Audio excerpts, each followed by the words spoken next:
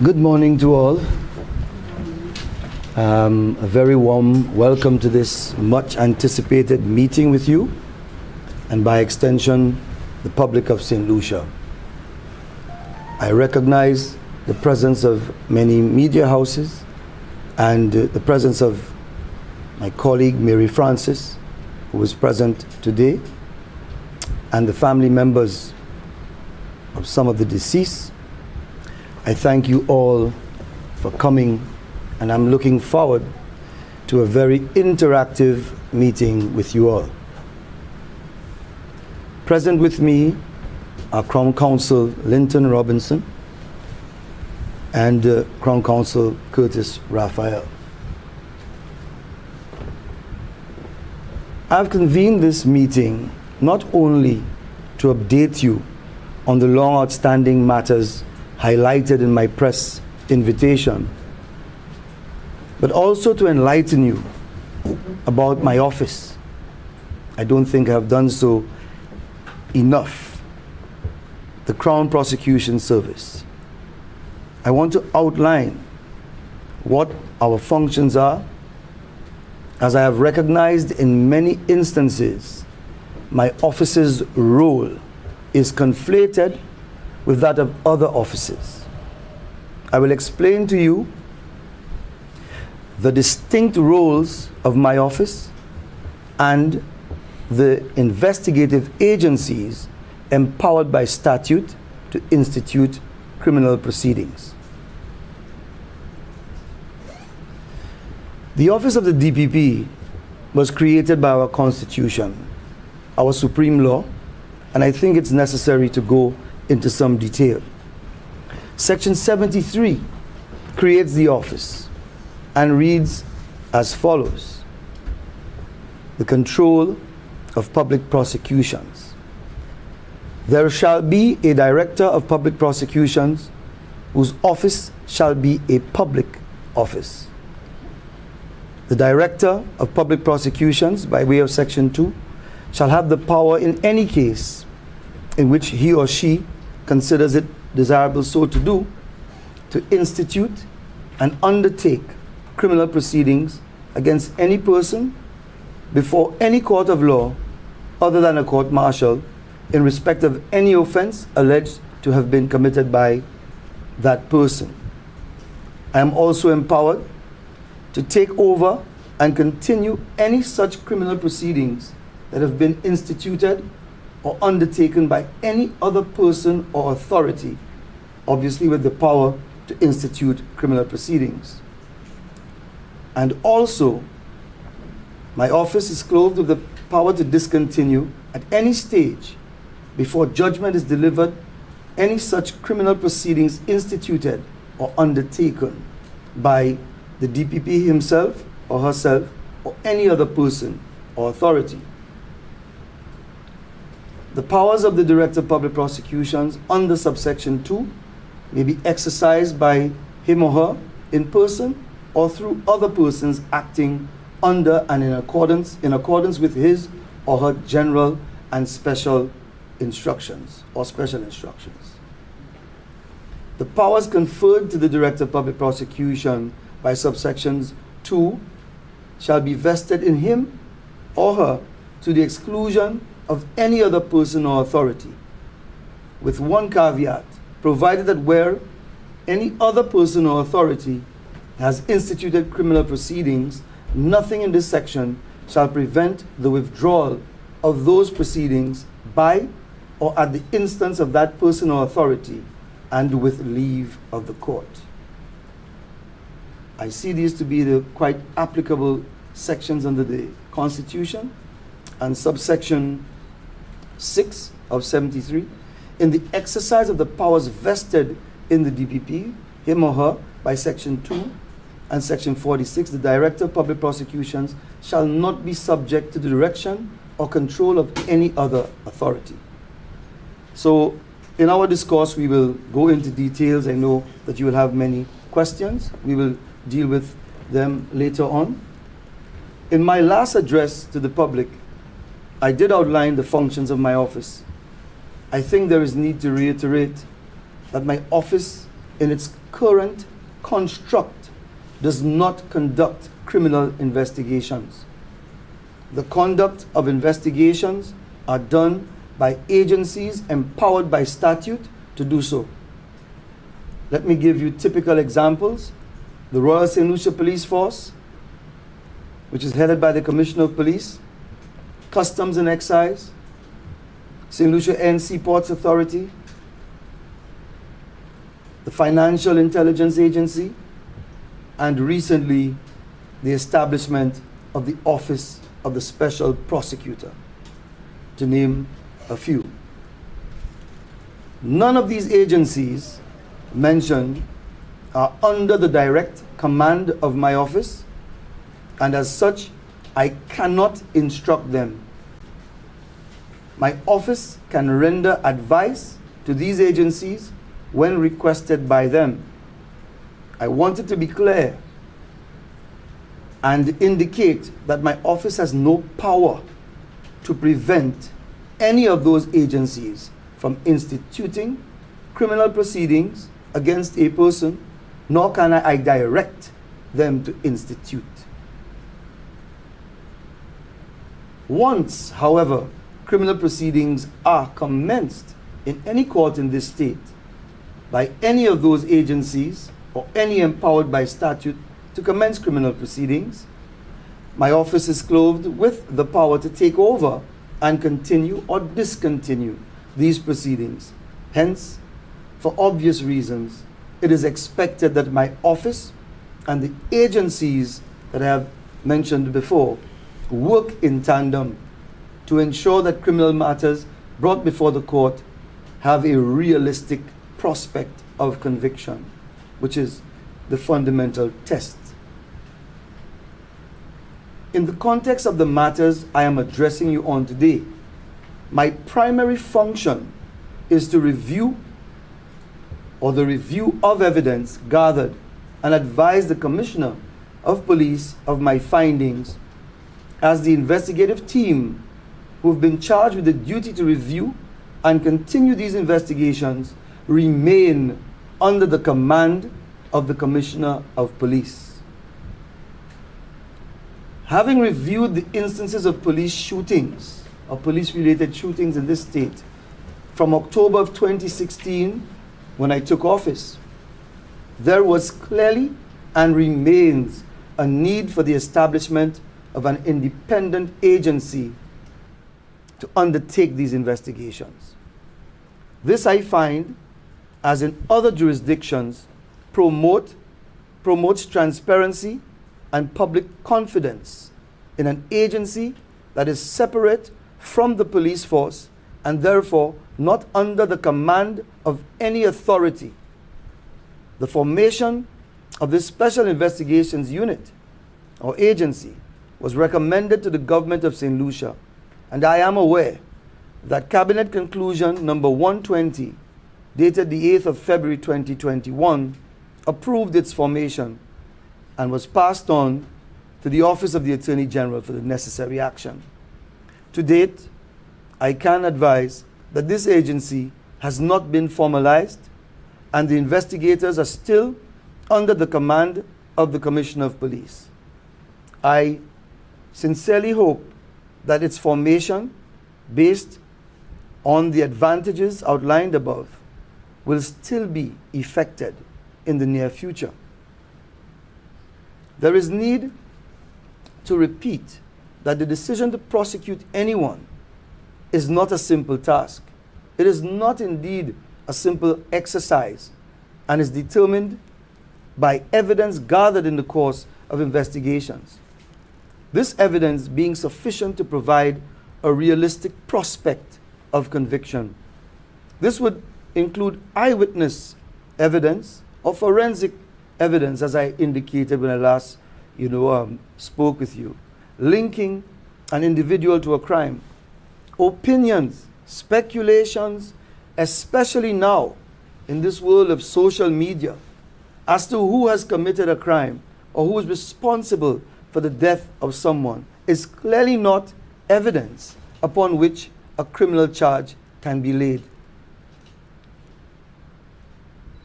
In my last address to you, I made it clear, and I will do so again, that I cannot give details of the evidence gathered in these matters thus far. But I can assure you that I have discussed this evidence with the Commissioner of Police, and I have provided her with my findings relating to the 3 remaining matters under review. I shall deal with each in the order listed in my invitation. Reginald Jha, shot and killed by the police on 28 February 2011 at Marsha. I have continuously reviewed the evidence gathered in this police shooting. The investigation, I must say, is nearly complete. And as such, I have advised the Commissioner of Police that the further lines of inquiry, and I just want to stop, on the last occasion I indicated that there were further lines of inquiry to be explored, that these lines of inquiry embarked upon by the investigative team, which was done subsequent to the coroner's inquest in this matter, have revealed sufficient evidence, in my view, to warrant the arrest and formal interviewing of the officers involved on suspicion of reckless manslaughter. I have therefore requested the Commissioner of Police that the investigative team be directed to complete the investigation, thus allowing due process of law to function. I will go on to the second matter of Dwight Henry, who was shot and killed by the police on 12 April 2011 at Marigot, quarter of Ancillary. I again, having reviewed this matter in its entirety, including the further lines of inquiry explored by the investigative team, I do not find that there exists sufficient evidence to warrant the arrest of the officers involved. As it relates to the shootings of Kevin Ferdinand, Rosarius Markey, John Baptist McFarland, Michelle Cadet, and Alan Louisi, all shot and killed by the police on 5th of May 2011 at Vierfort. Further lines of inquiry have been explored. I find that this investigation is near completion, and the evidence emanating from the investigation in the further lines of inquiries, as aforesaid, is sufficient, in my view, to warrant the arrest and formal interviewing of the officers involved on suspicion of reckless manslaughter. I have advised the Commissioner accordingly. These were the matters that were on review as it pertains to my last indication to the media at my last press release in 2021. There also are matters of tremendous public concern and interest that have continued to make their rounds in terms of the public outcry, etc.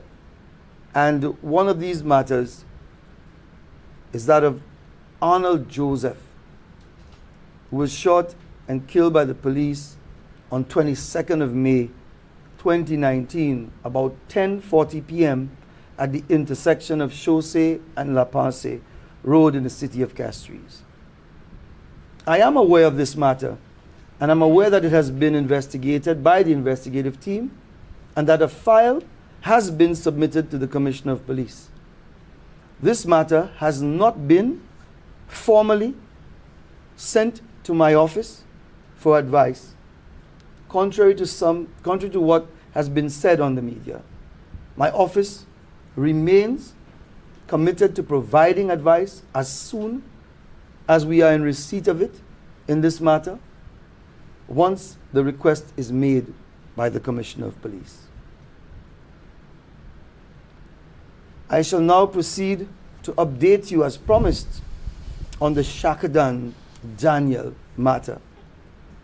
This deceased was found dead whilst in custody at the Miku police station on 23rd October 2013. The investigative team is also charged with the review and continued investigations into this matter.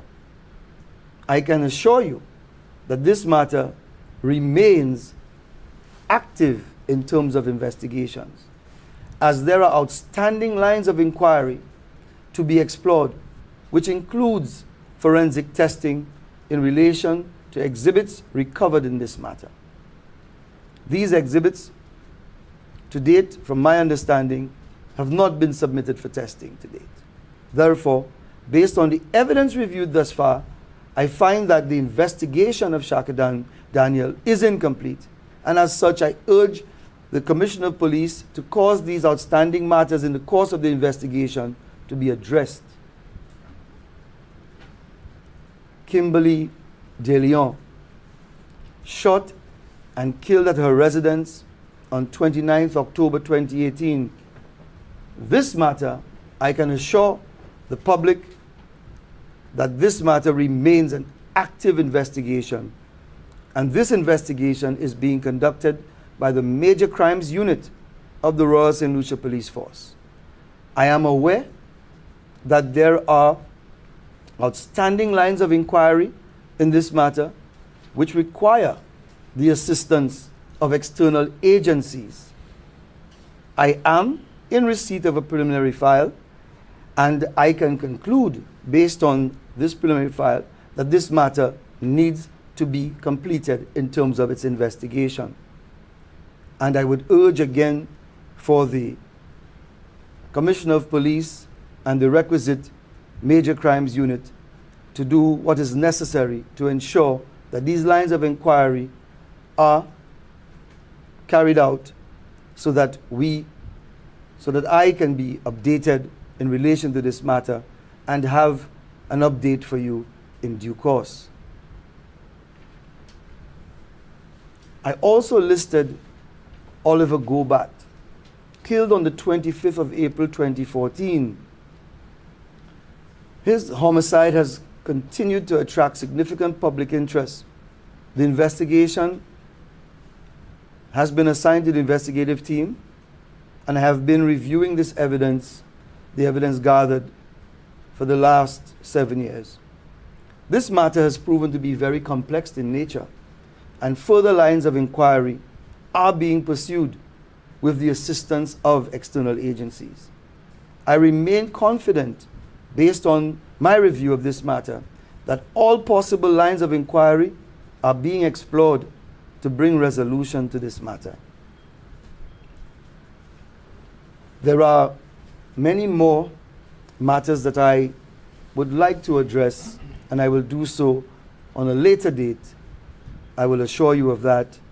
And I really want to thank the families and the public who have been affected by these matters for their patience. Now, I know that there are many questions to be asked, and I will welcome these questions presently if anyone wishes to commence. As I did indicate, the questions do not have to be related directly to the indications I've given. Can you just indicate your name and your department? Yeah, good morning. Should I use the mics, guys? Yes, we can use the mic. Good morning. Janika Simon. I have a number of questions. So I think, as usual, so we can just go through and you can stop me when you've had enough. The first one I have is I understand that you are not in charge, the DPP's office is not in charge of conducting the investigations. That has to do with other law enforcement agencies. However, your office is in charge of prosecuting the matters in court. We all know the adage, justice delayed is justice denied. We also know that when a crime is committed, time is of the essence to gather evidence and information that would allow you to do your job.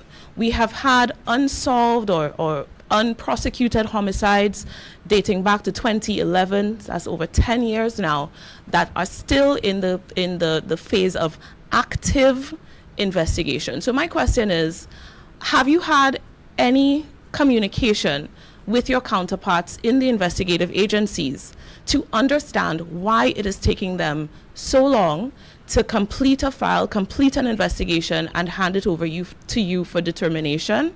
That's the first thing. And secondly, in the matters that you have referenced, namely Arnold Joseph, Shakadan Daniel, and Mr. Jean, do you believe that after so long it is even possible for your office to get sufficient evidence to bring these matters forward?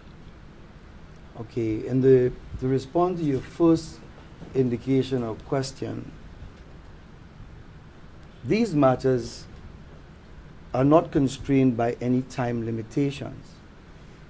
And matters take time sometimes due to their complexity, and again, sometimes due to inordinate delay on the part of investigative, agencies. And I can say that that can be a cause. But I'm not saying this at this juncture, reference to the matters that you have referenced. These matters took some time from the commencement to this present stage that we are at. There were coroner's inquests ordered in these matters that took some time, from 2011, if I recall clearly, to 2012, and then there would have been some form of delay, I would say, in moving the matters forward, in exploring further lines of inquiry. And you bring me right on to the indication that I've made for the establishment of a special investigations agency. I think that any police-related shooting ought to be sent or referred to a special agency that is properly formulated, so that we do not face this inordinate delay in bringing matters before the court. You've said, how long does it take to compile an investigation file? Spanning 11 years, etc. And I must say, in defense of the police and the major crimes unit, as we can see the numbers of matters, indictable matters, that we have annually, we have murders in the 70s presently. And the one deficiency is the presence of enough human resource to meet the demands of all of these investigations. I don't think that the major crimes unit is equipped or manned by more than 10 persons for this entire jurisdiction. So this can be a cause of the delay. And delay is also caused when you have to rely on the services of external agencies, to get, the other lines of inquiry or evidence, etc., tested. So that was your first indication.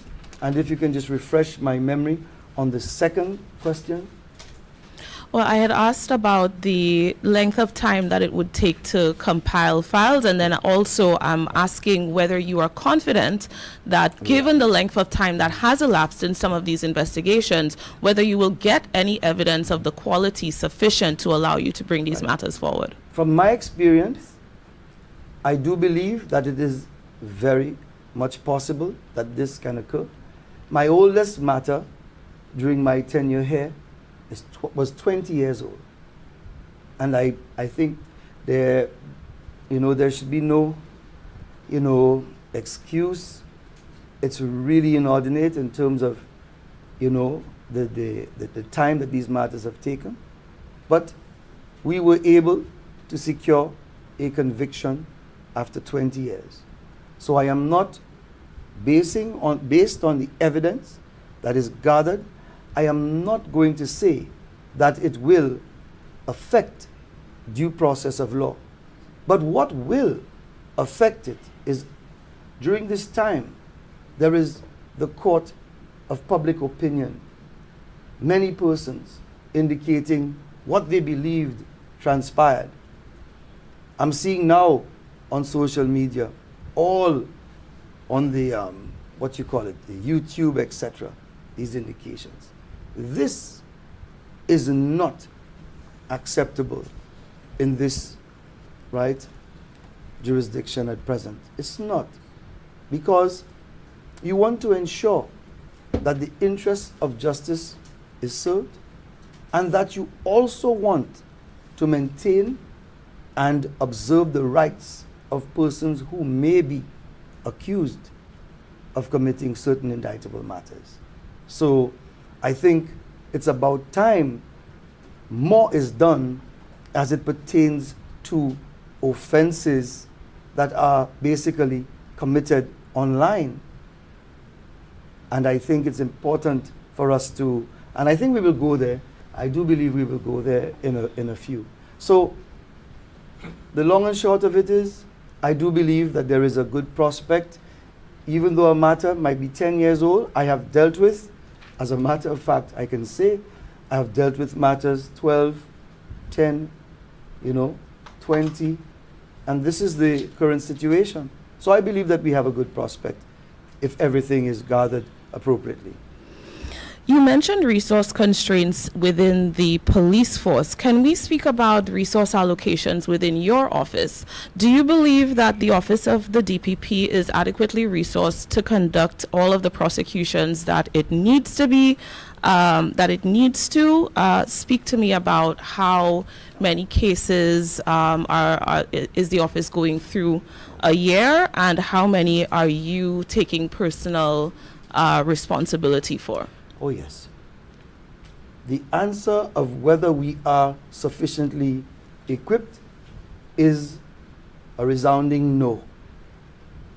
We are in no way sufficiently equipped for us to embark and to continue in the manner that we are presently.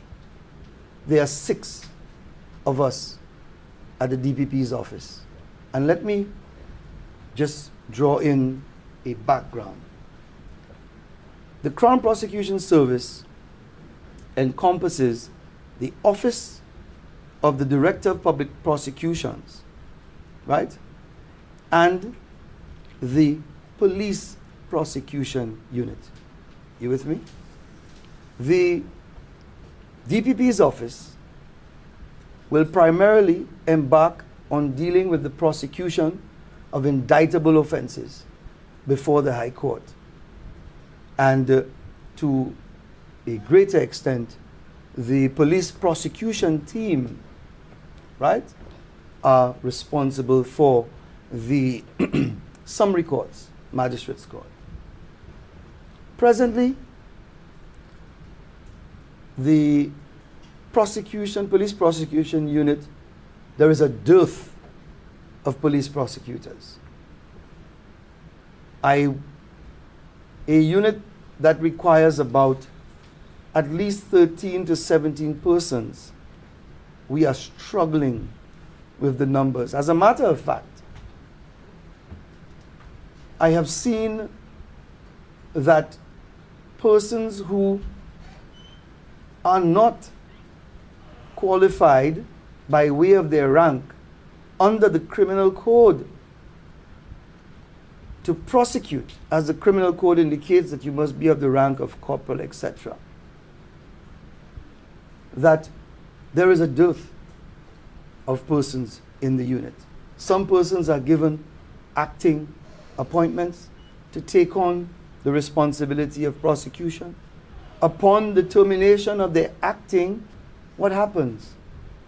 They are no longer able to prosecute the matters on their own.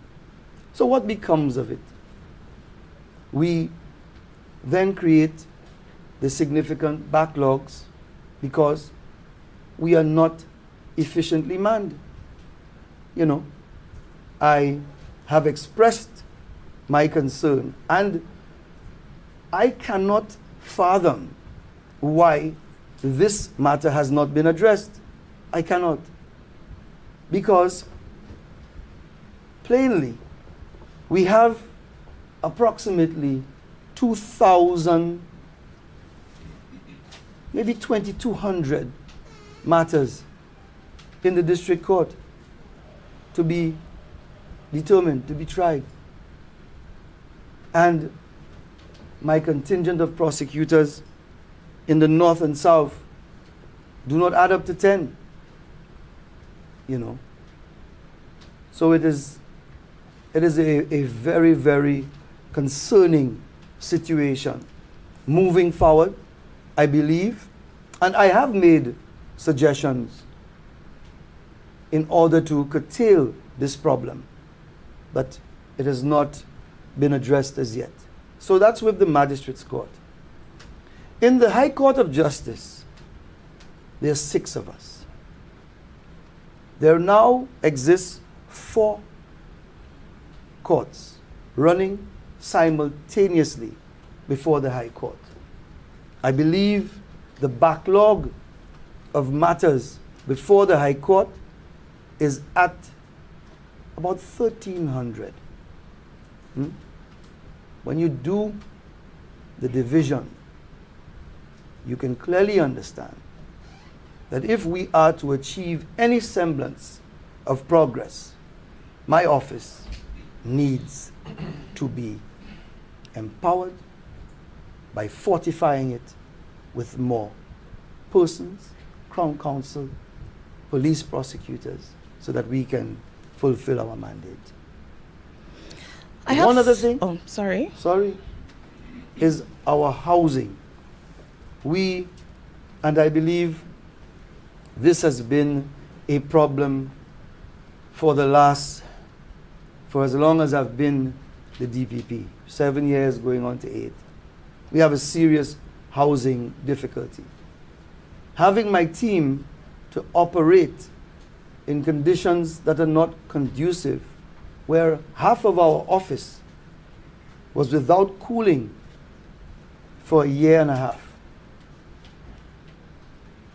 We, notwithstanding these restraints, we continue to operate, put fans in there, do what we can. But we've never closed shop, we've never. And I can say to you that we will remain resolute in ensuring that we continue, regardless of the circumstances that we face. Yes? So my last question for now, I'll try to come back later if there's still more time. Some people, including several legal practitioners, have suggested to me that Section 30 of the Criminal Code indicates that the armed services, the armed forces, have the, how should I put it, authority to use deadly force when trying to apprehend a suspect. Having the suspicion that they have committed an indictable offense. Correct. My understanding, however, of the law is that statute should not be read in isolation and that there are other considerations, including due process. But however, several people have contacted me suggesting that this section makes any prosecution of police involved killings moot. I just would like you please to address that concept and explain, you know, that section. Thanks for now. I completely disagree with that proposition. Section 30 of the Criminal Code allows for the police who have suspected that an indictable offense has been committed, that they can in their pursuit in apprehending the individual, the section says, even kill, right? In order to apprehend him or her, okay? Having had reason to believe that they have committed this sort of offense. But again, I would say, hold on 1 second. I would say that it all boils down to the circumstances of the particular case. That is not a, what you would say that it's a pass or a, you know, a card to say, hey, anybody who is suspected of committing an indictable offense, you know what, I need to arrest them. If they turn around and run, let me kill them or let me shoot them. Let me use deadly force. That cannot obtain. And I don't think, I'll say clearly that they are misguided in that regard. Okay? But thank you so much. That's a very good observation in terms of that section. Yes? Good morning, Mr. Green. Thank you very much for inviting the press Yes. to meet You're with most you. welcome. Thank you, sir. Is there a difficulty with your mic? No, sir. No, sir. My mic is fine. So I have a few questions, and I will start off with the list of people. You could just tell me, out of this list, those that you have, because I heard you with the two that you are going to continue with. Yes. But just for the elucidation of St. Lucian's and the families. In the case of Owen Jacob Jules, What was the date of this one? no. Are you interested in this matter or not? If a matter is brought to my attention, I can tell you whether I have it right for review, etc. Owen Jacob Jules. If you can refresh my memory or provide me with details of the incident, I would be able to say. He was shot. He was shot by. Although I would just say to the media, it is very important that we recognize if there are any matters pending that have not been concluded by some form before the courts, please let us not go, as you saw and you heard me indicating about lines of inquiry, but let us not even indicate certain things that might compromise the investigation. Very well, sir. And at any point in time, if there's any question that I ask that you are Wonderful. uncomfortable with, I will move on to the No next problem. question. Yes. When Jacob Jules was shot by Corporal 541 Jean, and he was assisted by Inspector Bradley. It was investigated by Inspector Collymore at the time. He was shot near Bank of St. Lucia. What is the year? What was the year of when Jacob Jules? That is the question. Now again, There's, Mr. Elliott. there's also Yes, there are a few Mr. more, sir. Okay. So you don't have So knowledge of this one. no. Let's go in stages. So if there is a year, and if there is some indication as to when it transpired, there's no difficulty in me reviewing and looking at these matters. But I am not aware of this matter. Okay. Peter Moonlight Williams. Oh yes, I'm The- well aware of this matter. I Out can of stop you and tell you that this matter has not been shelved. This is the matter that occurred at the landings facility. Correct? Correct? Mhm. Yes, sir. Yes.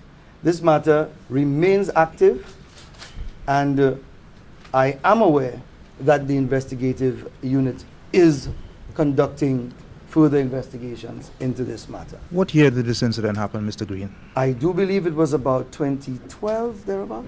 We are in 2024, 12 years later. Yes. The police investigations cannot be concluded. How much longer?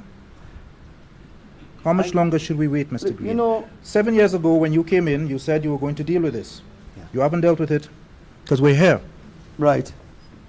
This matter, together with many others, right? When you look at the sheer numbers, Mr. Elliott, there's a lot to be dealt with. And again, I believe that we should not shelve them, even though, in your opinion, there is great inordinate delay in getting them resolved. But I won't advise that they should be shelved. I believe that they should continue, and that when or where there is sufficient evidence to move forward, we will. Derek Sinogis, Yes. Hilarion Emmanuel, Jason Warrican, Yeah. Kimroy Simon, Ashley Bernard, aka Skunk, Bertram Charles. Mr. Green, are you interested in these matters? These matters were reviewed.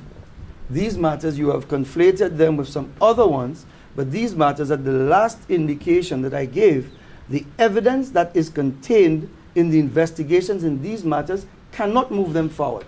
Why did you now put out Dwight Henry? What was the significant reason? Because Dwight Henry, on the last occasion, there were still further lines of inquiry, which I am not at liberty to indicate to you. However, I can say that they were explored.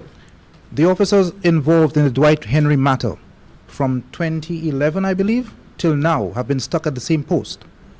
Mr. Green, since you are now uninterested in this case, what do you think should happen to the career or the position of these gentlemen? You see, I will say something clearly. I will not delve into the administrative issues of the Royal St. Lucia Police Force. And my task is to review what has been investigated. And this is a matter squarely placed for the Commissioner of Police. Mr. Green, have you read the impacts report? Yes, I have it right here. Mr. Green, why do you think this report was conducted? All right, but I'm going, and I'll tell you, team, we're not going to go into the intricacies of this report. Why do you think the report was conducted, Mr. Green? The report was embarked upon at the behest of the government of St. Lucia. It was embarked upon in response to the incidents of police shootings. Does it hold evidential value, Mr. Green? Not very much. Did you speak with the investigators yourself? Oh yes. You mean from the team? Yes. Right. Let me indicate. Let me just give you a background. I was appointed the DPP on the 22nd of September 2016. I started formally on the 18th of October 2016. I first received this report just about that time from the relevant authorities. And my first mission as DPP on the 3rd of November 2016 was to Jamaica. I ensured that I reviewed this document completely, and I sat in the office of the person in charge. I sat and had a meeting with the lead investigator in this matter, in these matters. Does the report hold evidential value, Mr. Green? To a great extent, Mr. Elliott, it holds a lot of intelligence. But what you may speculate occurred in any incident is not automatically transformed to evidence. So I have told everyone prior to now, I have not relied on this report to discern any evidential value from it, apart from the utilization of it for intelligence purposes. Mr. Green, why did you decide this time around to lay charges or interview or arrest the officers involved in the Reginald Jean shooting? Yeah.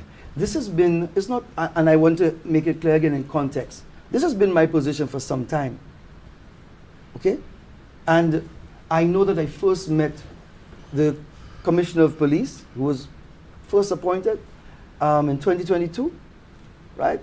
And this has been my position for quite some time.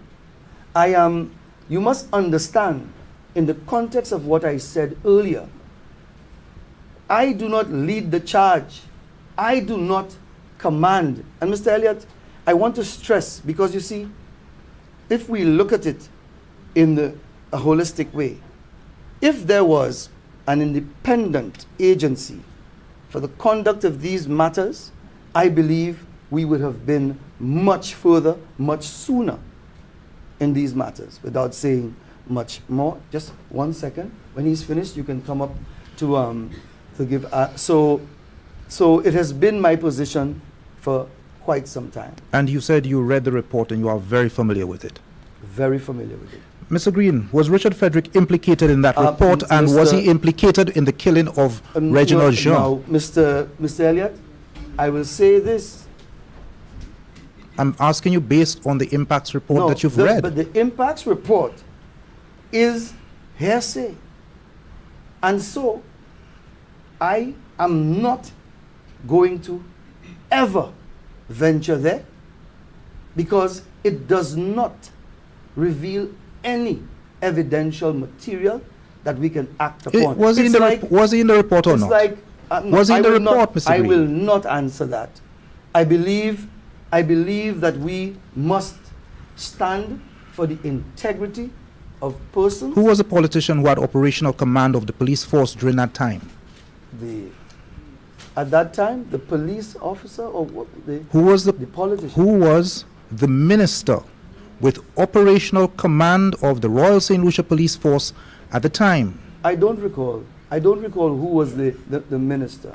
But again, I'm telling you, and I would say that you need to be very careful in terms of the indications you've made. As you've seen, I've been very, very, very, very careful with what I'm saying. Again, members of the public, members of the press, in the case of this impacts report is a report as it is. It does not provide evidence of the commission of an offense that I can act on by any minister of government. Are we clear? So, I understand. Wonderful. So, in the case of the Viewfort 5, the single point of contact, the SPOC, let's not go there. As I said again, I have indicated what my position is, but have I named one officer? No.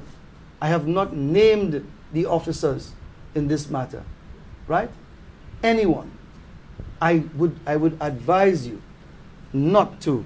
Before the determination, if any of these matters, we need to be very, very, very careful, right? In indicating. I'll ask you two non-impacts related questions in closing, Mr. Green. No problem. Dylan Joseph, killed in Grand Riviere in 2017 by a female.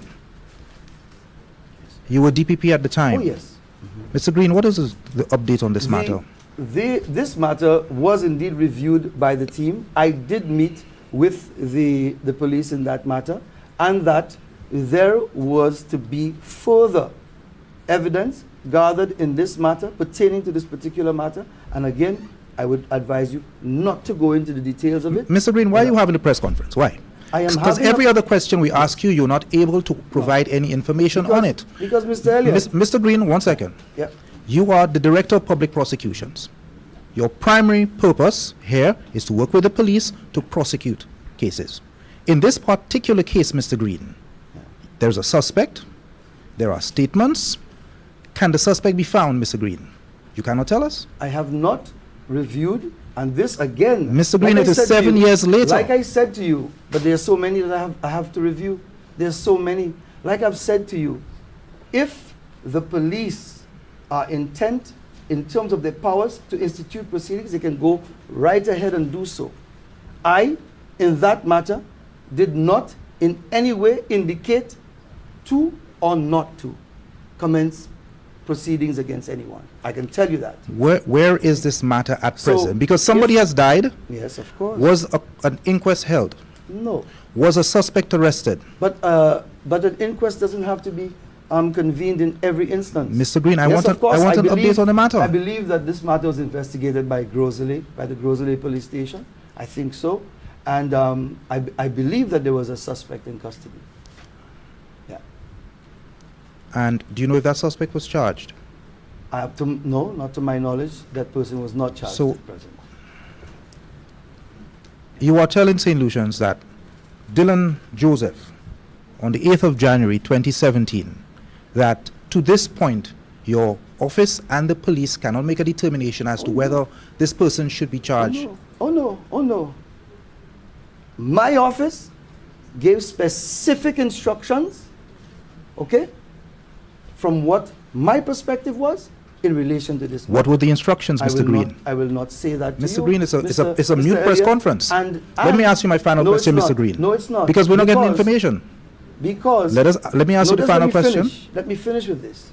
Because the public must understand what we are doing here, Mr. Elliott, is trying to ventilate facts of a very intricate matter in the court of public opinion. Mr. Green, I asked you a question about your office. Yes. If you gave specific instructions about a matter, it's either to charge or not to charge.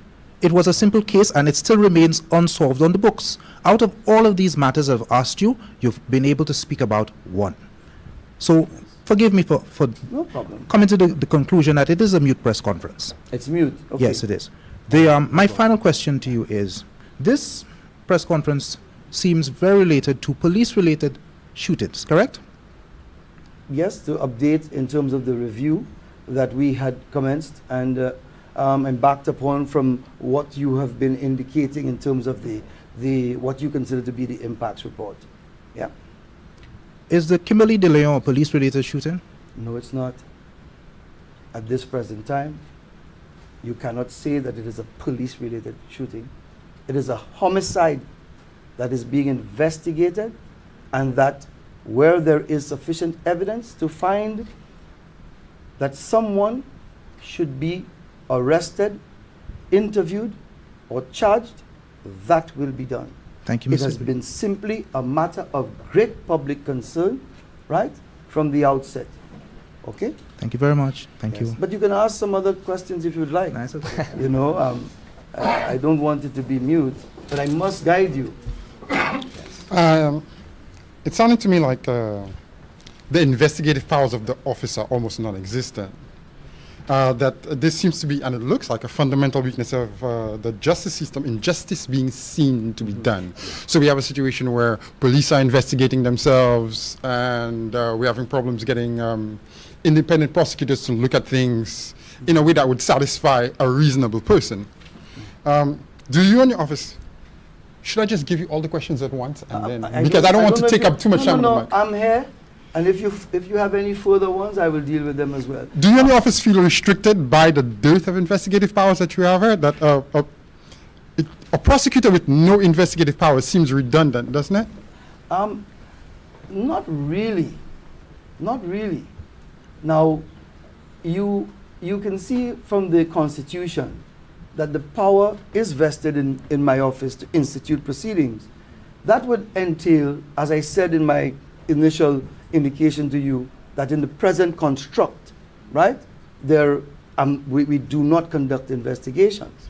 This would have had to have been modeled in a way that investigators could be attached to the office and thereby proceed to investigate certain matters. A case in point, if you are familiar with the special prosecutor, the act, that empowered the special prosecutor to conduct investigations and to have investigators assigned to his. But we or can't her. have special prosecutors for everything. It seems that No. there are crimes being committed every day As a matter of that fact, as a matter of fact, to be when we quite look at honest- other justice Okay. systems, we look at the French, the equivalent of the prosecutor there would have investigative powers. We have strong All investigative right, powers. stop. Please, go ahead. Let me explain. The French system of investigation is what we call an inquisitorial system, okay, which is distinct from our system. And what are the which is advantages of our system? Why are we adversarial. choosing this way? Well, the adversarial system has been used from times immemorial from the English. What are right? the advantages And of why are we it choosing is this that way? You can, that there are certain safeguards for the suspect or defendant, right? And that we use the jury system in determining the guilt or innocence of persons brought before the court, right? The inquisitorial system, in my humble view, right, deals with the investigations a bit differently, as I think you would be aware. And they all over the world, there are distinct powers given to prosecutors. You have in the States, you have the district attorneys. In France, you have the prosecutors having these sort of powers. Here, we do not conduct investigations. Wouldn't you prefer to have the power and the resources to conduct investigations? To be honest with you, I think the fact that we conduct the prosecutions, I would prefer for investigative agencies to be armed with the investigative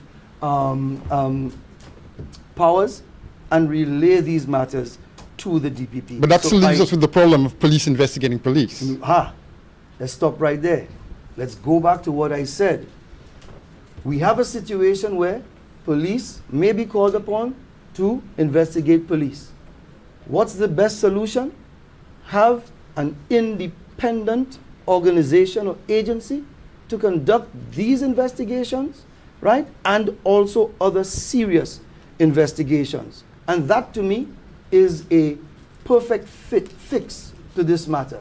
I am a bit disappointed in the ambit of the powers of the special prosecutor as he deals with matters of corruption in public office, right?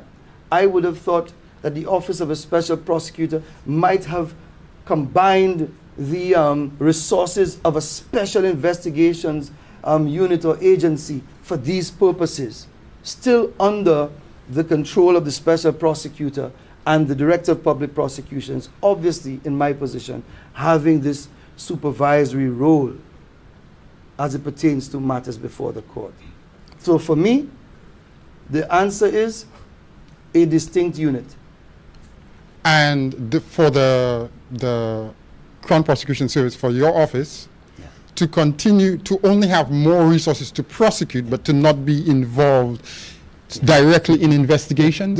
Let me just enlighten you a bit more. We are assisting the police in many respects from the time the matter has been reported. We have a very, very simple and open door policy with law enforcement and other investigative agencies that we can provide the necessary guidance. What we do need, we need more prosecutors, a lot more prosecutors, to be able to fulfill that mandate. You understand that to a lot of us, it sounds like what you were saying in the beginning about opening lines of questioning. What you were saying in the beginning, it seems to indicate the problem is not prosecution, the problem is investigation. The problem... That what we lack is investigation. No, we lack capacity in all respects. The justice system lacks capacity in all respects. Housing, prosecution, of course. And we have, right. Okay, I will definitely agree with you on that one. We need to have many more investigators. I completely agree. Okay, is that all? Yes. Sorry. Good morning, everyone. Morning. My name is Mary Williams. I'm the mother of Kimberly DeLeo. Mr. Green, I need an update on that translation you were expecting. Stop. I would stop you now, as I have heard you, okay, through the media. I've been told of this. Again, as you are well aware, I am not investigating this matter, okay? I am reviewing it. Please, I would guide you. Do not reveal or say or speculate as to what is being done in relation to the investigation at this stage. To me, it's not opportune in the circumstances. Please. If you wish, I'll tell you, if you wish to have a further indication, as it is your right, please see the Commissioner of Police.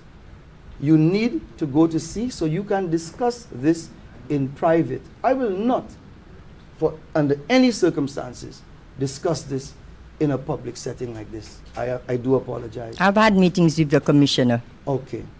But please do that. Also, again. Yes. the investigating officer,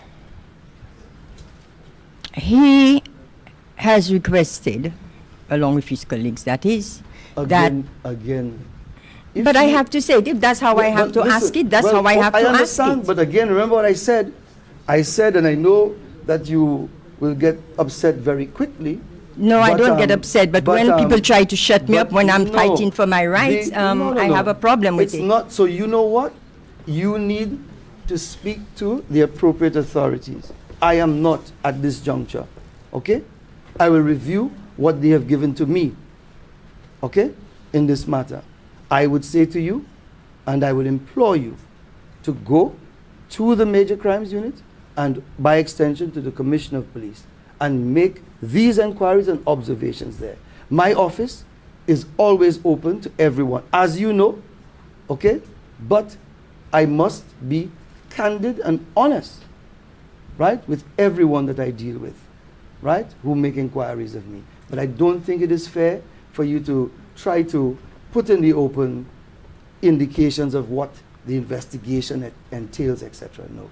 But have you contacted the investigative team as to what new evidence they've had? Because every time I go, whether it's to your office or their office, I get the runaround. You haven't been to my office for quite some Oh, time. lately, and I will not. Not in any Because- time soon. right, That's a done yeah, deal. so remember that. And look, it is your right, but what can I say to you? I have to be honest with you. I have to be honest. And that's the only thing I can do. But I if- cannot tell you what you wish to hear. I will continue to say to the public what I have and what I can do in the circumstances. Okay? Yeah, So but please. I have to find a forum for him to ask the Of question course. because everybody is denying me an opportunity to speak the way I want and to answer questions that I want. but- Therefore, if this is the opportunity, I think I should be allowed the time of day to do what to ask the questions As a that I have to responsible ask.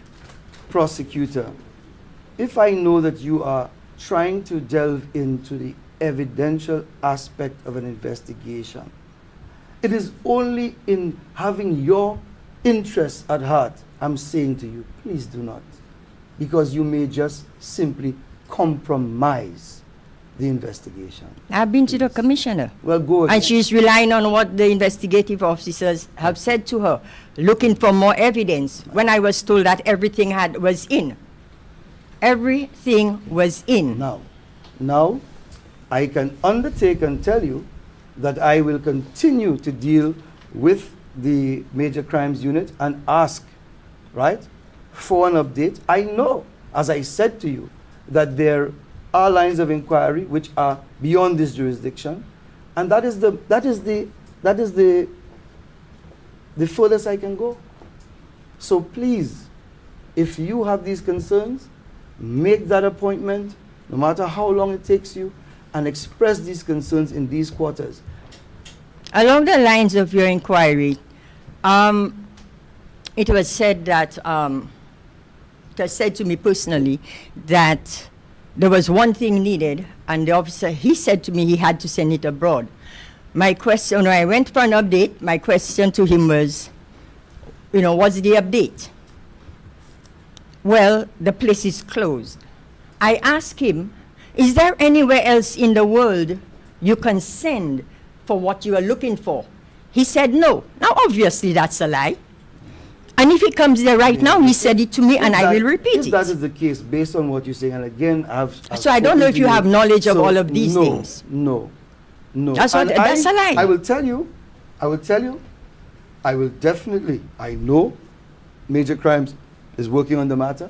I will definitely reach out to them and find out. As a matter of fact, I will indeed speak with the Commissioner of Police. Because I don't want, and what I'm saying, members of the media, if we really do an account of how we handle matters, the matters that arise very recently, we try our best to deal with them as soon as is possible, rather than place them in a line. Okay? And I know that there are the constraints from the police perspective, and I do understand your hurt, your concern, right? But I cannot tell you a lie. I cannot tell you something that does not exist.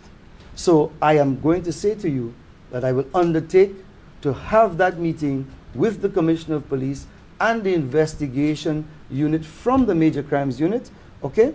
And within 2 weeks from now, I would like you to attend the office to find out what the update is.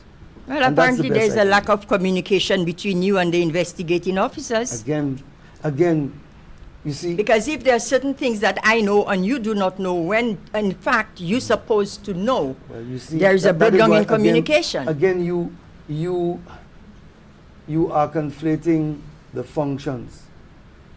It does not operate as soon as another line of inquiry is made that I'm immediately informed of it. It's been 5 years. The Commissioner of Police would be.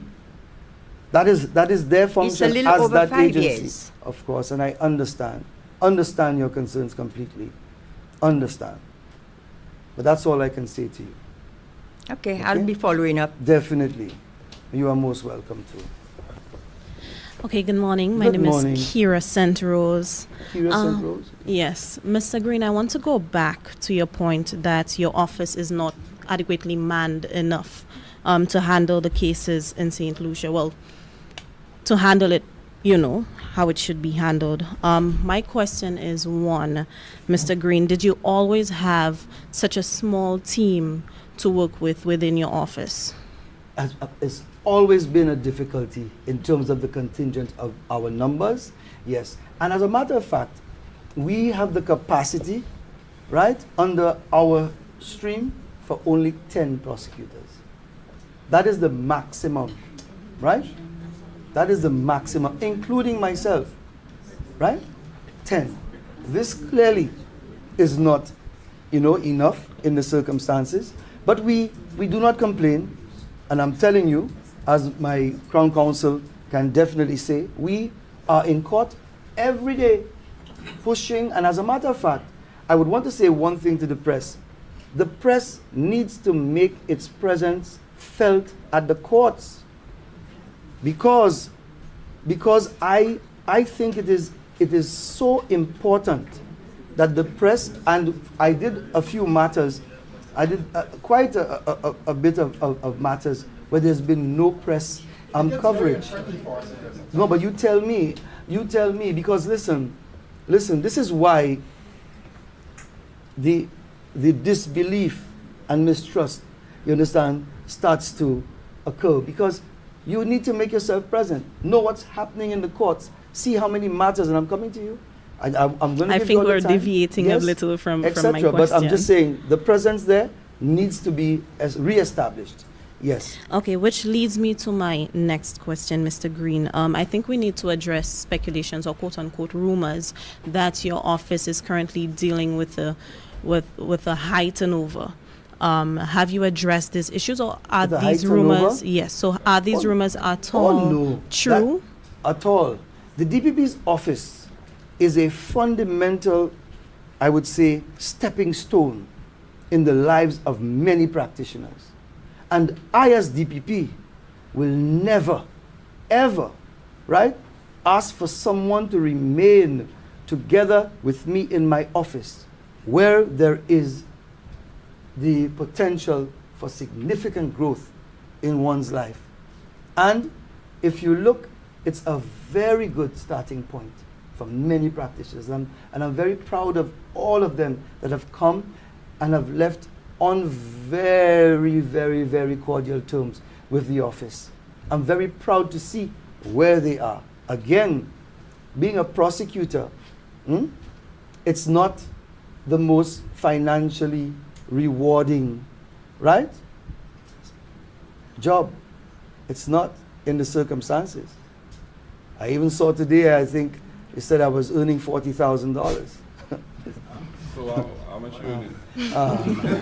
That is so untrue, you know. But I think the office needs to make the remuneration aspect of things more attractive, you know, for potential prosecutors and even in the magisterial court. Because like I said earlier, we have a great difficulty because what we are doing, we are using members of the force who can actually be attached otherwise, okay, to investigations, etc. I suggested maybe we can embark on having retired police prosecutors, persons of that nature, who can come back and provide the service, you know, so that we can really hit this backlog, you know, head on, right? So there's not been any turnover that I am concerned about at all. So it's not an issue going Not on in an your issue. office, just Not to be at all. clear. As a Okay. matter of fact, we are coping. We are definitely coping, but we need much more support. The ambit of the capacity of the office needs to be expanded. Okay? Okay. Why was the driver of the vehicle in which Arnold Joseph was traveling in charged with traffic offenses when a firearm was found at the scene? Let's be careful. A firearm was found at the scene. You see, again, we must be guided appropriately. You have listened to intelligence or a rumor, and you are saying so. I can tell you, right? But then that's why you need to clarify, Yes. so tell me. Yeah. So we need to not delve into the evidential aspects of any of these offenses, please. Because, and I am asking you all that because I know what can happen further down the line. And I know, oh my goodness, it would be a wonderful thing for me, as Mr. Elliott said, it's a mute conference, which I completely disagree with. But you must understand the aspects of prosecution and evidence. It is to be determined in a court. And when you go to court, which I expect to see many of you, you know, subsequent to today, you will find that the judge has to direct based on the fact that there's all of this social media and all of these avenues for persons to discuss matters or say things they know about matters. The judge has to direct the jury not to, in any way, shape, or form, pay attention to anything that they've heard on these platforms. You see? Yes, but you And do only understand. to- and You only do to the evidence understand in the box. that So- we are the media, so we Yeah, of have course. the you know, we have to ask you Yeah, the of course. questions that and we that's need why to get. I'm here to encourage you, to tell you and to guide you that some of the questions, the extent to which you want to get these answers, they will only be answered really and truly, right, if the matters are brought before the court and you come in and recognize what evidence is being adduced, okay, and you will see clearly for yourself. But Right, don't and want you to- provide that clarity. Yeah. You're right. One last question. Why did you choose not to renew the contract of the deputy? Oh, I did not choose not to renew the contract. Okay? And again, I will not discuss this aspect, you know, of my office, right? With the press. You know? That is something that's administrative in its function. It has no bearing on the operations of the office or the dispensation of justice. I think you would agree with that. No, but we are the media and the people. We act as a mouthpiece to the people. Right. So whatever questions that the people ask, we need to ask Well, you who's so we can asking that? disseminate this information to them. I beg your pardon? Again, right? I will not sit at any platform and indicate the intricacies of confidential material within the confines of my office. I will not do that. That is not an appropriate thing to do at all. You may want to speak with the individual yourself, and if he or she wishes to indicate anything to you, that may be, you know, your best ground to get some feedback, but not from me. Definitely not. All right, thank you. Oh, All right. yes. Oh, definitely. Please, the mic. Okay. You- No difficulty. Look, you have been provided with the mic immediately. Thank you for that. Yes. Well, Mary Francis. I'm the director of the National Center for Legal Aid Incorporated. This is a non-governmental organization in the pursuit of human rights and justice for people, also an attorney at law. I am very pleased to be here today. I think I have made lots of calls to the media that the DPP should come out and have a meeting. The last occasion was in May, 2 months ago, last month rather, On the on the 13th anniversary of the death of the V45. I have been traumatized by those deaths. I think I was very, very much involved in 2011, 2012. I'm representing this lady here, Anne Louise, who is the mother of Alan Louise, Alan who was Louise. one of the young men killed on that night of the 5th of May, and also a witness, so to speak, or a close friend. I think democracy is alive in St. Lucia with all the members of the media here today. I'm trying to get the information and so forth. And all you have said, Mr. Leonard DPP, I am fully aware of those issues, because over the years I have lamented, I have advocated for changes and so forth, and it falls on deaf ears. What you have revealed today to those who don't know, I think is a serious indictment on the state and the governments, or past governments, present government, because the government has a constitutional duty to protect life. And when life is taken by the agents of the state, the police in this case, there must be swift accountability and there must be a remedy. That is the position on the international law treaties, and our constitution requires a prompt trial. Within a reasonable time. Correct. And it's 11 years. And from what you have said and what I know, the wall of resistance has to be broken in this situation. You have pointed to the wall of resistance, which I know about. The question of the police. You cannot have police investigating police, because it's like a club. They're all a collegiate of There is a perception. Well, from my experience and the difficulties I've encountered over past almost, the organization is 28 years old this year, and the difficulties I've encountered with police and investigations, I can really say that is where the problem lies. You call for independent police investigation. The members of the public have called for this for the longest while, because the complaints unit, which receives complaints, is not It's working. not independent. Exactly, and it's not working. There are today many reports lying on the commissioner's desk from investigations from the complaints unit, and nothing has been done. So I think the wall of resistance has to be broken. And the impacts report, recommendations were made to improve the police force because of certain unbelievable Or deficiencies identified. practices that they discovered in terms of ammunition and all those things. That has not been looked into. No, it has. I must say. Well, some of the To some recommendations extent, have yeah. not been followed. Yeah. So. And from what you have said, I think it's a question of disrespect of your office. If I advise the commissioner in terms of the V45, that steps should be taken to bring in the police and the prosecution should go ahead for reckless manslaughter. To my mind, how can the commissioner of police disregard, and for how long will the commissioner of police disregard the advice of the Yes. DPP? In her defense, to be quite honest, she appears to be one of the busiest commissioners I've ever met. I'm telling you. I would say she appears to be.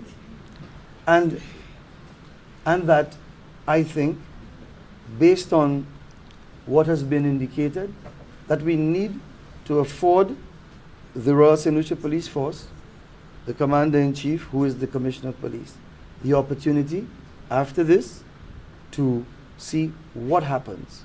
But I would say that at this juncture, I would understand that the society will not wish to hear that there is a protracted period of waiting for resolution. Because delay is very deadly to a successful prosecution. The question of the witnesses, their memory, and so forth. I Correct. can recall during the Operation Restore Confidence, persons were asked to jump ship, leave the country. Well, I'm no, just yeah, we what see my experience is. Speculation. Certain witnesses, which I know for a fact, The Ashley Bernard case, the young man in the graveyard, this was a case crying to heaven for vengeance. I was involved in that case. As a matter of fact, when the inquest started, the police officers who were involved in the killing objected to my presence at the inquest. But that I is wasn't not even objectionable. allowed to cross-examine. Section 30, I think. Of the Well, I raised it, and eventually the coroner allowed me to stay, but I could not cross-examine. So there were lots of discrepancies in that particular inquest. And some of the witnesses found themselves in Canada. I don't know how they got the pass to go to Canada. Some of them who came back were subsequently killed. I don't know about their deaths. So a lot of things have happened to affect the prosecutions. And those inquests that were held, those inquests were just a one-sided affair. If the police who gathered the information, placed it before the coroner, and so forth. So there are lots of problems in our justice system which prevents the citizens of this state from getting justice, especially when it involves the agents of the state, meaning the police. And this is very, very bad, because it means we are always operating in a police state. Why? I would suspect the politicians who are aware of those things, why aren't they solving the problems? To my mind, the politicians and maybe the police are almost working hand in hand. To my mind, or there is some fear on the part of the police or the commissioner to follow your advice. I can recall years ago with a former DPP, there was a matter in which I was involved, a police shooting. And the DPP recommended to the police serious crimes unit to prosecute, indict the police officer. And the commissioner said to me, who is the DPP? We cannot follow any advice from the DPP. I said, no, he is the authority under the Constitution. He has advised you. Persistence is important. I persisted, and eventually this officer was indicted. So we have to persist. As it said, the price of freedom is eternal vigilance. The price of justice is eternal vigilance. And I'm happy that you have met the public today and you have held this conference. And I've always said I cannot speak for you, you can speak for yourself, but I know where the problem is. No independent police investigative unit. It is a shame that this is happening in St. Lucia today. People have lost their lives at the hands of the state, and the state, to me, is an accomplice by their failure to act and follow. You said there was a cabinet conclusion in 2021. Yeah, I'm aware of that. And nothing has been done. It is really, really shameful what has been taking place over the years. Your office has been neglected, the judiciary has been neglected, and then you have an upsurge in crime because the people are realizing the system is ineffective.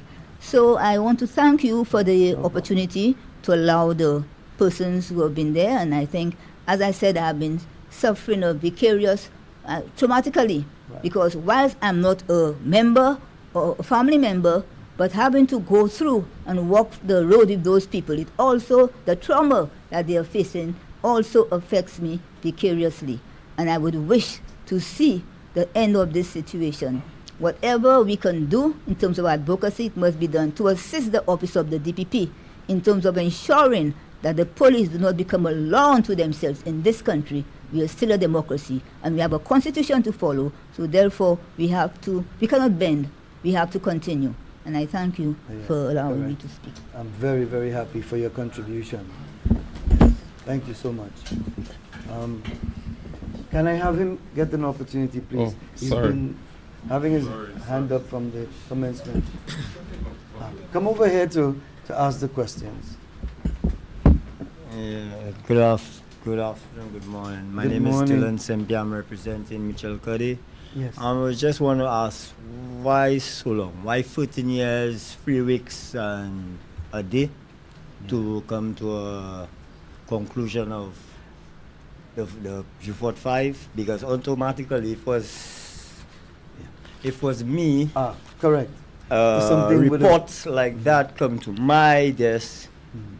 Automatically, one gun, five people to me, and all 5 dead. That's really But ridiculous. let's not go into any of the evidence. Yeah, but let me answer. Let me answer in that regard. And the state has to take responsibility to a great extent for the inordinate delay, right, in bringing these matters to the fore. I can say this has not been my position as of today. It has been my position for quite some time.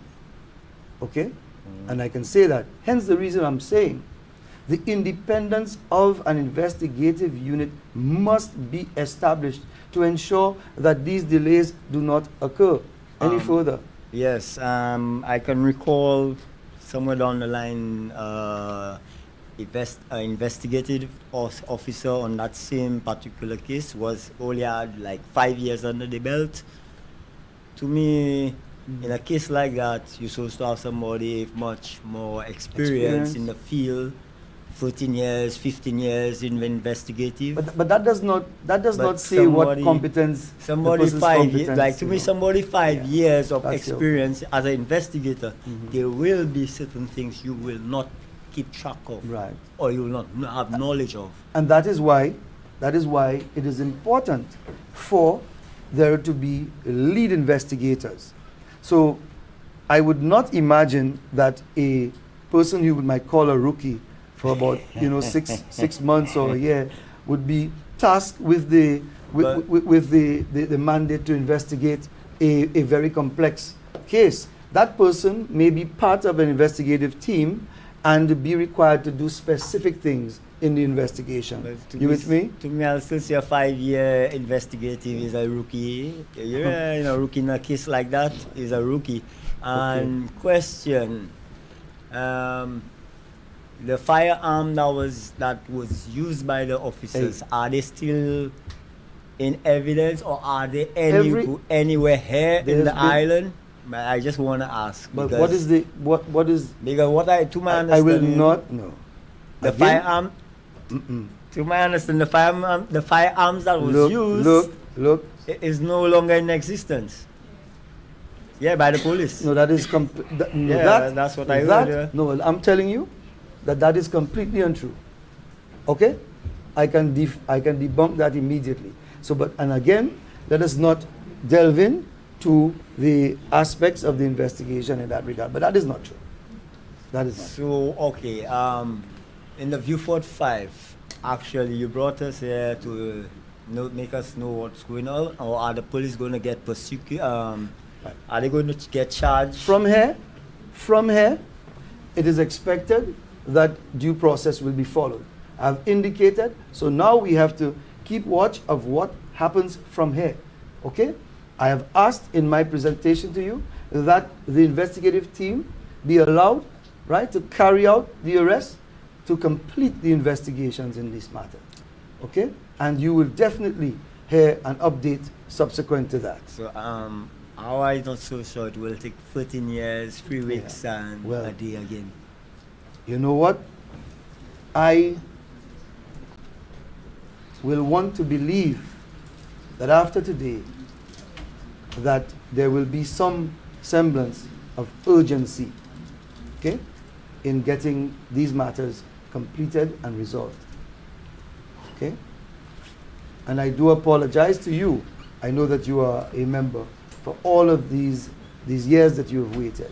I do apologize. And you actually have the record of the time, because it was May the 5th, 2011.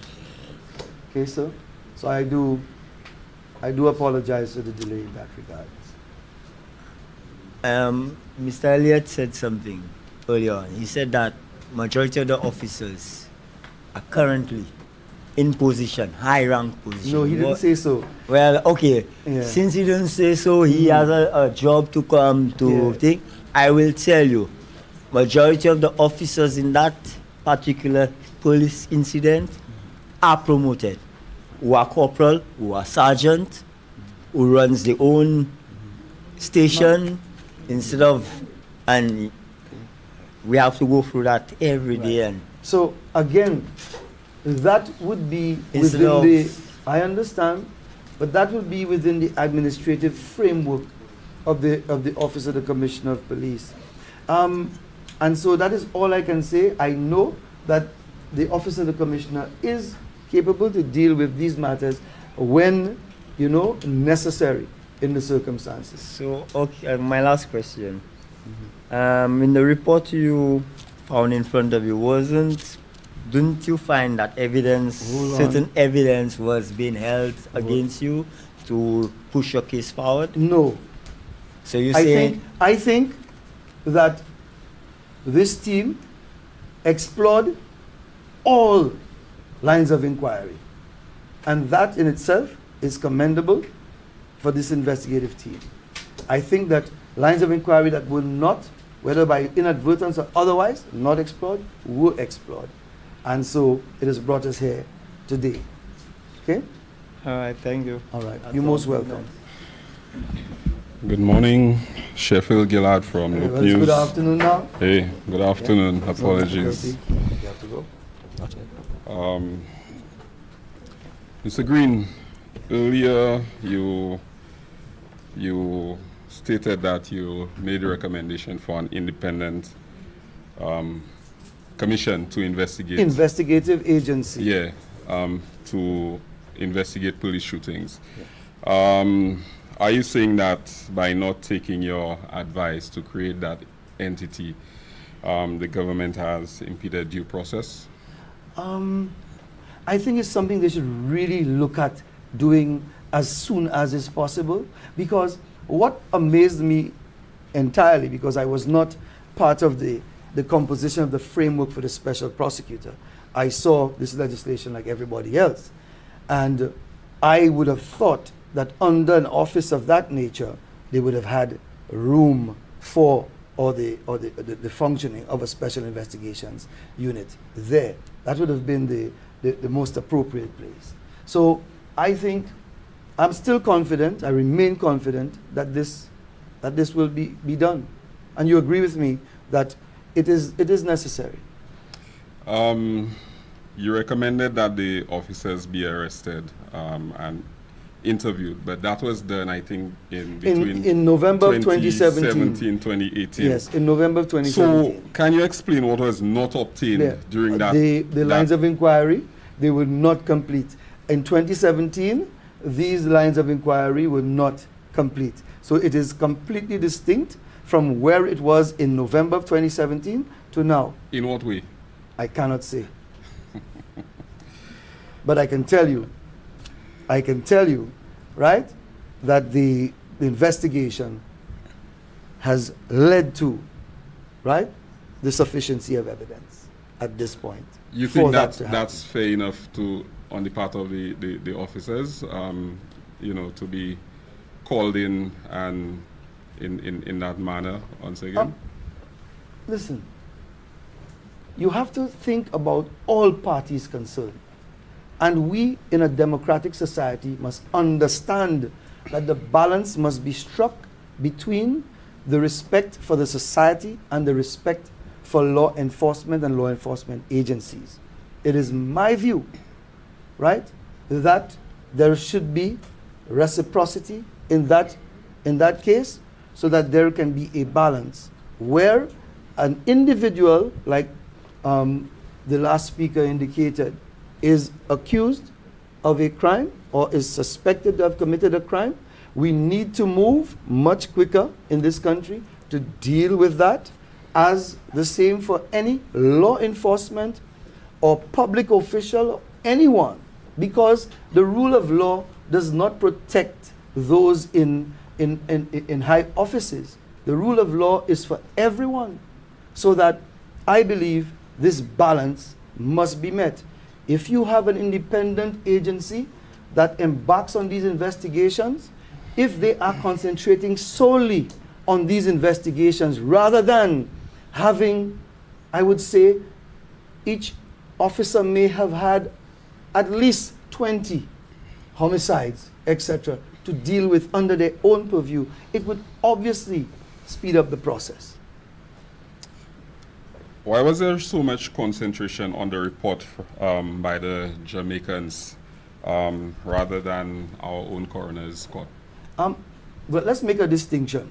The impacts report became quite popular because everything was the impacts report and what is contained therein, and a lot has been, but it's been one of my greatest disappointments, because, like I said the last time, you can say everything you want, accusing all of us here of doing some things. Even me, they said, what am I?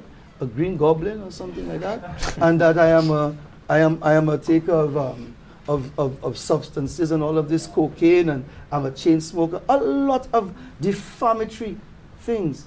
And this is what it is, speculation. You cannot convert what may be in there. So say, for instance, if the team from Jamaica had provided all of evidence, or as I said on my last occasion, we received nothing from them. We received nothing from the Jamaican Constabulary Force. Nothing. And that is why I was saying it was very improper to say that it's an impacts report, because impacts did not participate. It was not done on behalf of impacts. The Constabulary Force of Jamaica conducted this review and prepared this report. Yeah, but you met with them when you assumed office. On the 6th or the 3rd of November or the 6th of November 2016. What was the basis of the discussion? To find out, because under the Police Complaints Act, as amended, which is section 18 from my memory, right? The Police Complaints Act made the specific provision for, I think it's subsection 4, right? For all material gathered from these investigations to be provided to the Director of Public Prosecutions. And I mean, I haven't read the, but my memory is a bit good in that regard. And that was not done. So rather than I await for this to be done, I went. I had the opportunity, I went to get to find out exactly what was going on, but to no avail. So to this date, you have received no evidence whatsoever, nothing from the Jamaicans? Nothing. The investigations commenced from the ground up, from this investigative unit's perspective. It commenced ab initio.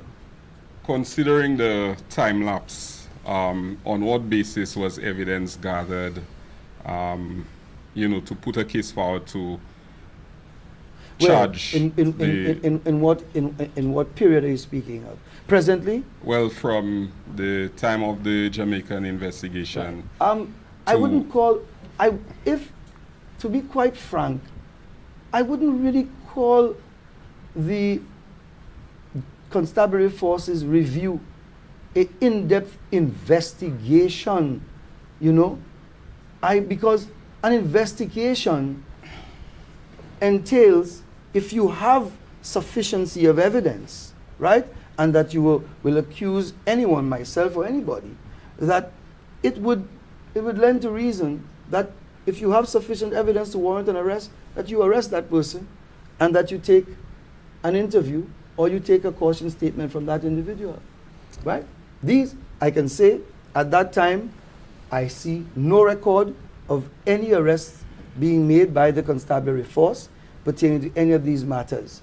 So the current report is the investigation based on the current report from the Jamaicans? Does it have any merit? It has, to a point. Like I said, it provided intelligence from my reading of it, right?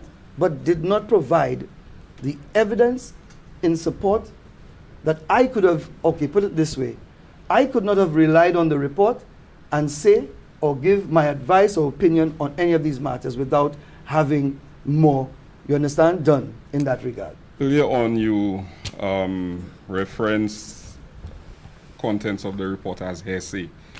Dr. Anthony, who was Prime Minister at the time, brought in the Jamaicans as an independent agency. Are you now contradicting your statement? Listen, Indicom is an independent agency. Okay? The Constabulary Force from Jamaica were brought down with a mandate to review the instances of killings, right? And to conduct investigations if needs be.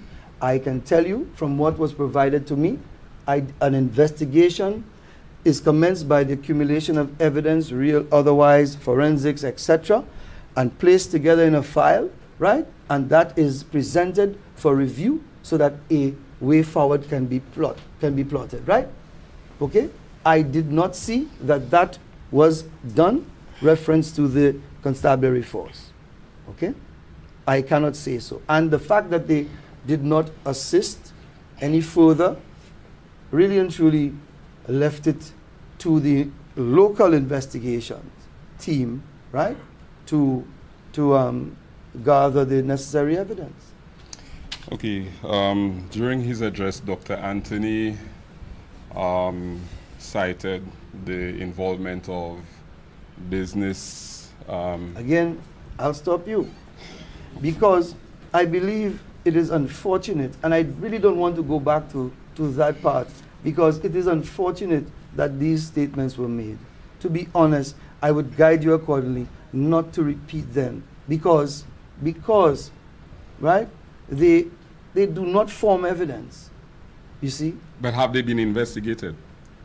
The instances, I would say definitively so, that there would have been, in light of what may have been reported, that there's been some investigation into these allegations. And based on the based on it, there's nothing to act on. Okay. Nothing to act on. And that's what I want to repeat.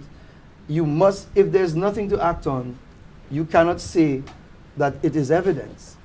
You see?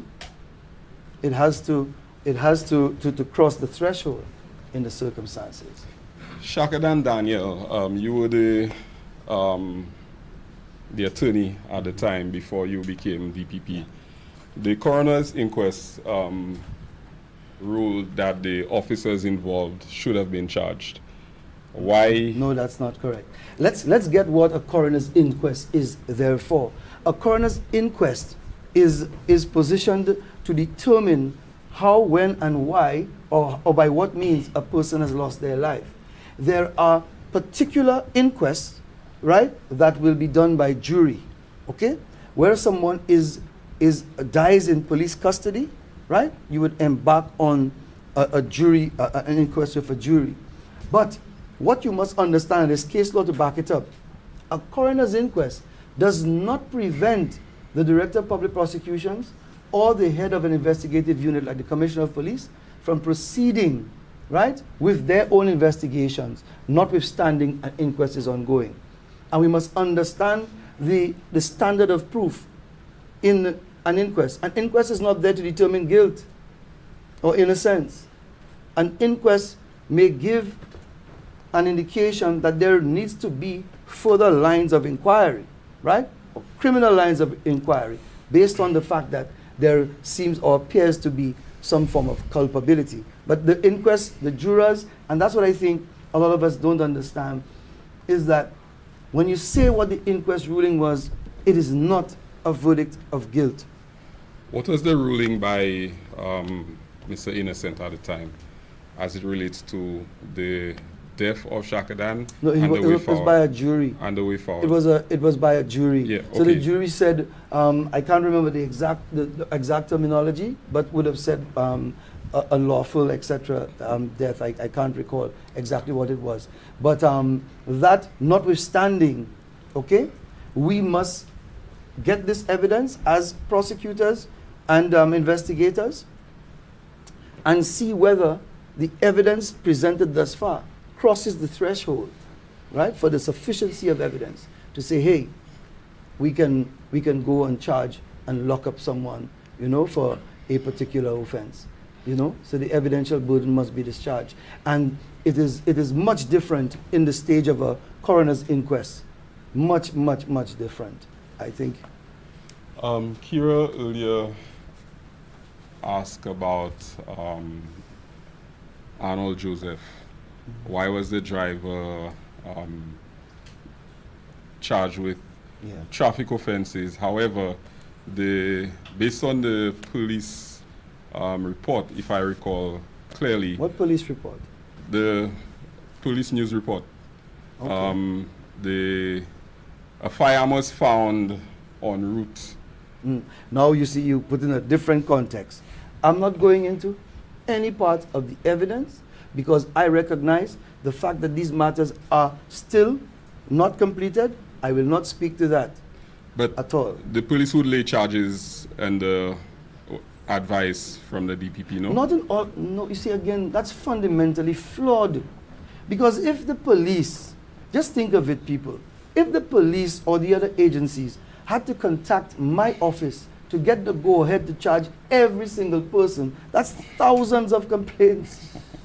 That's thousands of complaints that I would now, because they are sufficiently competent in the dispatch of their duties that I would not expect that they would come to me for everything, even a traffic matter, etc. I mean, I would expect for the more complex situations to be brought to my attention in the circumstances. Okay, I'll give Tench. No problem. You have any more? I think we have some refreshments, if necessary.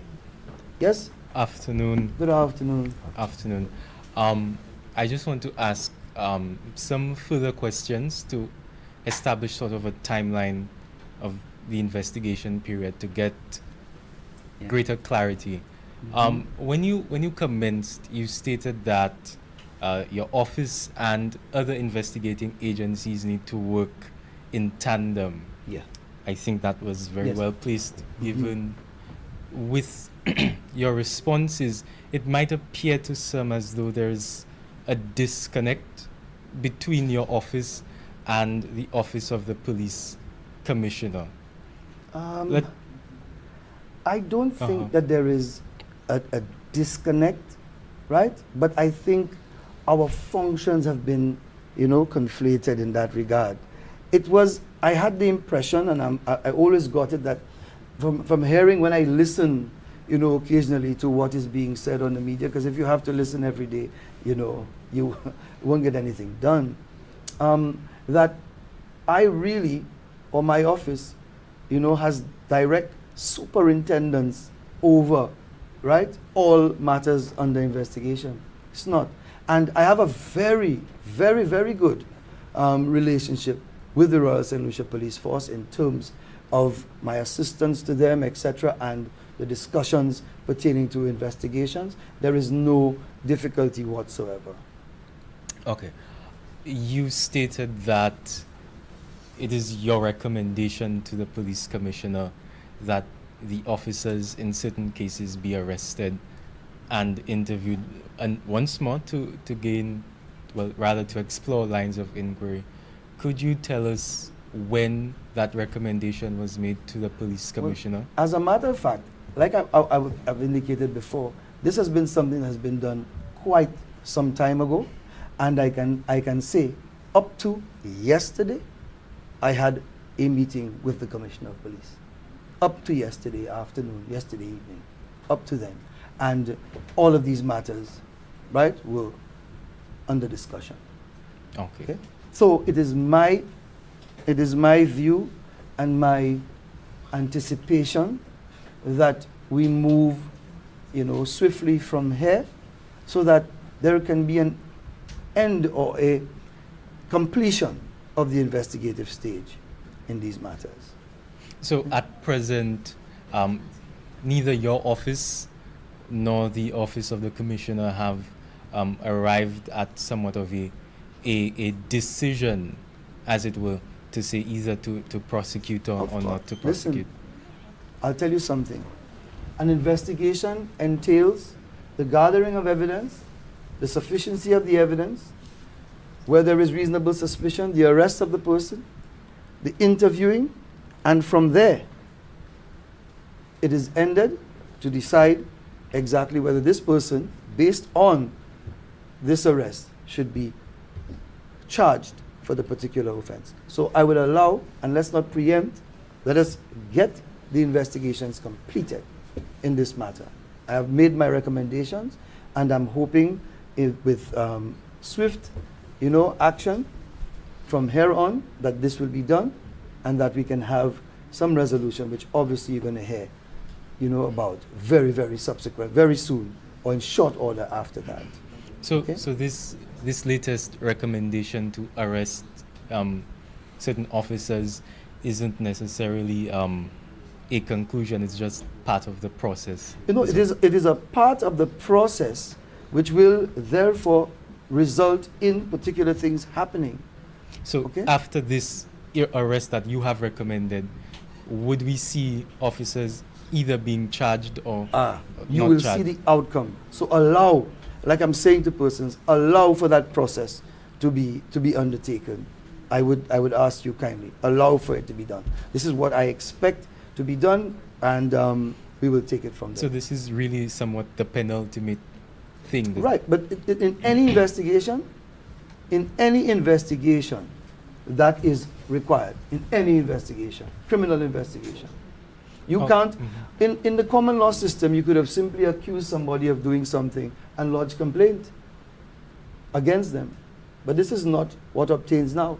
The investigative process must be completed. And I'm saying to you that that is part of completing the investigative process. I will tell you in short order from there what the particular charges, right, if any are, right, and what obtains from there. You will definitely get the update as soon as the advice is acted upon. Okay, just 3 more questions. Well, not so many. That's fine. Okay. So we have on the one end the report written by the Jamaicans. We have on the other end the inquest that was conducted here. How do these 2 reports relate to Reconcile? each other, as well as in other ongoing local investigations? Right. So they are distinct to a great extent because many of the inquests really were conducted before the review from the Jamaicans, as the Jamaican Constabulary Force. Right. These inquests were already conducted. The Jamaicans reviewed the circumstances. Right. So I would say they are distinct to some degree, right? Because they have different functions. Okay? Because the inquest has a particular purpose, the review was for a particular purpose. And what we're saying the investigative team has done is a thorough investigation, right? As would obtain in St. Lucia of these matters under review. Okay, and the final question is unrelated to this, but with the special prosecutor. Yes. How does his office relate to your office? Does he have to, for instance, with the police, does he have to initiate proceedings and then you take it from there, or No, can he has the power to prosecute at will on his own? He has the power to, from the act that I read, right? He has the power to institute proceedings, right? And to investigate. And again, he would be placed in the category of agencies, just like the police force, FIA, customs, SLASPA, etc. Right? I would still have the superintendence over any criminal matter that's brought before the courts in this country, if necessary. So yes, if it needs be, he can refer a matter to me, if he so chooses, or right, embark on a prosecution in his own right from his office. Okay, and just to confirm, back to impacts, that after this stage of police being arrested and interviewed, we would see, Definitely would see a understand, conclusion. something One way or the other. substantial. One day, in- way or the other. So once that is done, in this I matter. anticipate in short order there will be a conclusion to that aspect of things. Okay? To that aspect. of Yes, things. to that aspect of things. There will be a conclusion. Okay? Okay, thank you. Thank you. Yes? Just a little follow-up from what Mr. Tenzo is asking. Just for us to be evident. 2 minutes now? I got the impression that your advice, what you stated here, that the evidential threshold warrants a The charge arrest. of reckless manslaughter. No, I didn't say warrants a charge. No. That's what I said. No. Yes, it warrants the arrest and interviews of these persons. And we must remember there is not one individual, there are numbers. So we cannot simply holistically say exactly what will transpire at the end of the investigation. So we must allow for that to happen, and that in short order you will definitely hear what the possible outcome of these proceedings are, and we would take it from there. But in terms of your office, Yes. evidence and statements have been acquired from the officers actually involved in the shooting. In 2017, from my review, there were statements recorded. Like I said earlier, there is a need now to go back, go to them presently, right? And follow the legal channel. Exactly. And I know that in short order you will be apprised. 1 minute left, I'm being told. Just the coroner's inquest. Would you say that it needs to be strengthening and reforming the coroner's inquest? Definitely.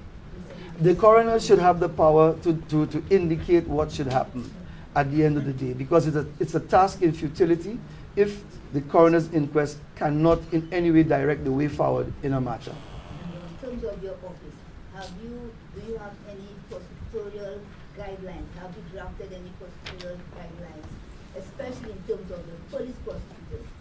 What is the relationship between them? Got it. I don't have the police prosecution unit. Yes. I don't think there's sufficient supervision because there have been so many allegations of misconduct on the part I of think they're going to cut us off. Yes. Oh my. Is that it? Just one more. One more? Yeah. Please? Yes, Go good ahead. afternoon, sir. This is in reference to the Shakadam case. Reginald Andrew from the Voice Publishing. Yes. Yes, sir. Now, with utmost respect for the police, the work they do, and as well as your office. Yes.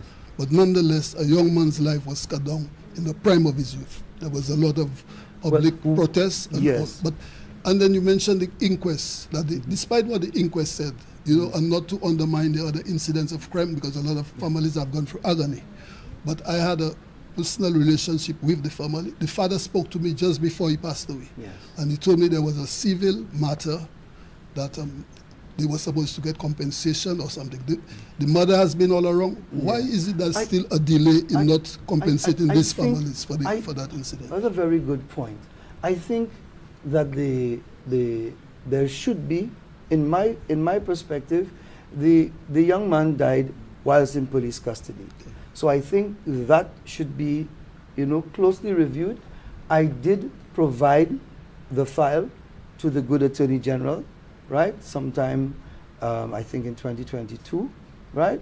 And for the necessary action, if any.